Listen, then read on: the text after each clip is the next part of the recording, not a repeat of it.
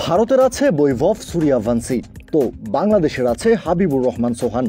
Asia cup rising স্টার্সে bat হাতে তাণ্ডব চালিয়ে রেকর্ডের খাতা ওলটপালট করে দিয়েছেন ডানহাতি এই বাংলাদেশি ওপেনার। হংকং চায়নার দেয়া 168 রানের টার্গেটে ব্যাট করতে নেমে 6 ছক্কা 4-4-এ মাত্র 14 বলে হাফ সেঞ্চুরি তুলে নিয়েছেন সোহান। চোখ ধাঁধানো সব শটে 371 স্ট্রাইক রেটে হাফ সেঞ্চুরি তুলে শুক্রবার সূর্যবংশীর 16 বলে করা হাফ সেঞ্চুরির রেকর্ডটা নিজের করে নিয়েছেন। হংকংয়ের বোলারদের উপর সোহান কতটা চড়াও হয়েছিলেন তার প্রমাণ মিলবে যখন দেখবেন ইনিংসের 3 ওভার পার হতেই বলটা পর্যন্ত পাল্টে ফেলতে হয়েছে। কিন্তু এর পরেও তাণ্ডব থামেনি সোহানের। একের পর এক ছক্কা 4-এ তাজ্জব লাগিয়ে দিয়েছেন সবাইকে। সোহানের ওপেনিং পার্টনার জিশান আলম, যিনি নিজেও কিনা বেশ পরিচিত হার্ড হিটার ব্যাটার হিসেবেই, তাকেও একরকম দর্শক হয়েই থাকতে হয়েছে নন স্ট্রাইক এন্ডে। দাঁড়িয়ে দাঁড়িয়ে দেখতে হয়েছে সোহানের মাস্টার ক্লাস।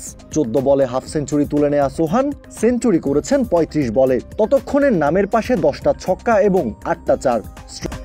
মাঝের সময়টায় 4-4-এ 14 বলে 20 রান করেছিলেন জিশান আলম। দুই ওপেনারের মার্কাটারি ব্যাটিংয়ে পাওয়ার প্লে শেষ হওয়ার আগেই বাংলাদেশের দলীয় রান 100 ছাড়িয়ে যায়। তবে পরের 4 ওভারে রান তোলার গতিতে কিছুটা ভাটা পড়ে।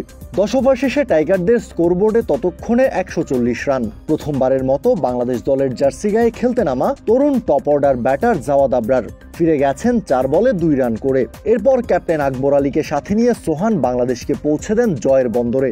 শেষ দিকে 1 ওভারে ক্যাপ্টেন আকবরের 5টা ছক্কা বাংলাদেশের ম্যাচ জেতার গতিকে ত্বরান্বিত করেছে।